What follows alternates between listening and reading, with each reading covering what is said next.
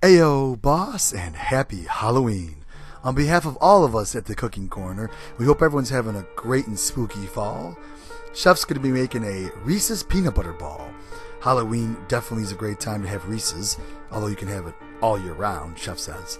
But this is a no-bake appetizer that's very simple, so we think you're going to really enjoy this. And even though the weekend before Halloween's over, you can still put this out. In fact, you can make it all year. Go ahead and turn the lights down low, everyone, and let's get cooking.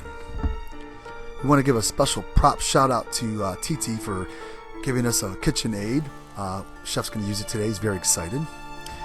He's going to go ahead and prep some Reese's peanut butter cups. So just go ahead and chop these up either with a knife or just a hand chopper.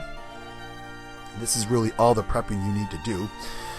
And go ahead and make sure to look down below for all the ingredients listed. So in the bowl, you're going to start off with some warmed cream cheese, kind of room temperature, let it warm up a little bit. Chef has some microwaved peanut butter, so warmed up a little as well, because you're going to be mixing this, so you got to have it warmed up. Then he's going to add a little bit of vanilla, and then some powdered sugar. And then finally, his chopped up Reese's peanut butter cups. Go ahead now and start your KitchenAid mixer on low.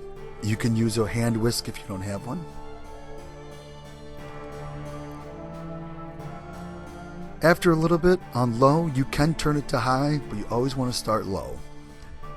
Once it starts whisking on a higher setting, you're going to start to notice it's going to look like a cookie dough batter. And then after it's all set, go ahead and lick the whisk. This is a judgment-free zone, people, so have fun. Put some saran wrap down on your cutting board and just kind of pour the Reese's out. It will hold its shape, but we're going to actually finish it off by just pulling that saran wrap up and making it into a ball formation, hence the Reese's peanut butter ball. You're going to need a large piece because this does make quite a bit. Or you can always cut your ingredients in half. Up to you. Now the next step is you're going to kind of get this cooled down a little bit, so you can either put it in your fridge for a couple hours, or you can put it in the freezer for about a half hour or so. You want it firm but not frozen. After, it's going to come out looking like this, and we're going to go ahead and start decorating. So of course, place your Reese's Pieces all around the edge and sides, front, top, and just plate it up. Chef's going to use some graham crackers. You can use whatever you like. And if you have any leftovers, feel free to wrap it back up and eat it throughout the week.